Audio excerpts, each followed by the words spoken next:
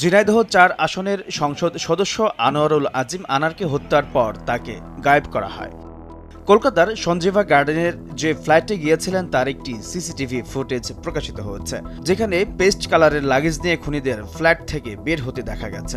ধারণা করা হচ্ছে সেই লাগেজে আনারের খণ্ডিত মরদেহ রয়েছে, তাই লাগেজ আর মরদেহ উদ্ধারের চেষ্টা করছে কলকাতা পুলিশ। সিসিটিভির ফুটেজে দেখা গেছে ১৩ মে দুপুর ২টা ৫৩ দিকে একটি ফ্ল্যাটের সামনে হাজির হন ৩ ব্যক্তি। ভেতর থেকে দরজা খুলে দিলে জুতা খুলে একে একে ভেতরে প্রবেশ করেন তারা। সেখানে সংসদ সদস্য আনোয়ারুল আজিমকেও দেখা গেছে হাতে পেস্ট কালারের একটি লাগেজ নিয়ে প্রবেশ করতে। বাকি দুজন হলেন ফয়সাল ও ঢাকায় গ্রেফতার আমানুল্লাহ ওরফে শিমুল ভূঁইয়া।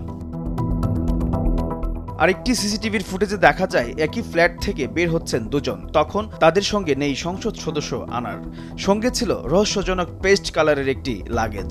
যে লাগেজটি নিয়ে একে একে ফ্ল্যাট থেকে বেরিয়ে আসছেন সৈয়দ আমানুল্লাহ এবং আনার হত্যার পর ভারতীয় পুলিশের হাতে গ্রেফতার জাহিদ। লাগেজের বাইরেও তাদের হাতে বেশ কয়েকটি শপিং ব্যাগও দেখা যায়। এরপর লাগেজের সামনে কিছুক্ষণ অপেক্ষার পর নিচে নামেন তারা। গ্রেফতার হওয়া আসামিদের দেওয়া তথ্যে পুলিশ বলছে, মরদেহ টুকরো টুকরো করে লাগেজে করে সরিয়ে ফেলা হয়। সরানোর আগে তাতে মশলা মিশিয়ে নেয় তারা। সিসিটিভির ফুটেজেও মিলেছে তেমন কর্মকাণ্ডের প্রমাণ। এই অবস্থায় মরদেহ গুমের কাজে ব্যবহৃত লাগেজ ও খণ্ডিত দেহ উদ্ধারে মাঠে নেমেছে কলকাতা পুলিশ।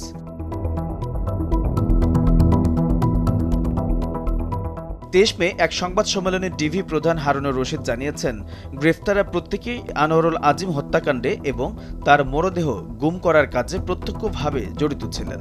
হত্যাকাণ্ডটি ভারতে সংঘটিত হওয়ায় এরই মধ্যে ভারতের ইন্টেলিজেন্স ব্রাঞ্চের একটি প্রতিনিধি দলও ঢাকা মহানগর গোয়েন্দা পুলিশ কার্যালয়ে এসে গ্রেফতারকৃতদের জিজ্ঞাসাবাদ করেছে।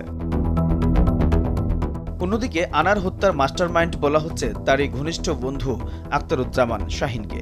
ঝিনাইদহের কোট চাঁদপুর পৌরসভার মেয়র শহীদুজ্জামান সেলিমের ভাই তিনি। যুক্তরাষ্ট্রে অবস্থানরত শাহিন কলকাতার নিউ টাউনের সঞ্জীভা গার্ডেনের ৫৬ BU ফ্ল্যাটটি ভাড়া নেওয়ার কথা স্বীকার করলেও হত্যাকাণ্ডে জড়িত থাকার বিষয়টি অস্বীকার করেছেন। HM নাহিয়ান, ভোরের কাগজ। ট্রান্সফরমার ১২০টি যদি বিদ্যুৎ সরবরাহ লাইনের বিভিন্ন জায়গায় এবং ট্রান্সফরমারে আইসোলেটর বসানো যায়, তাহলে জনগণকে আরো নিরবচ্ছিন্ন ও গুণগত মানের বিদ্যুৎ দেওয়া সম্ভব।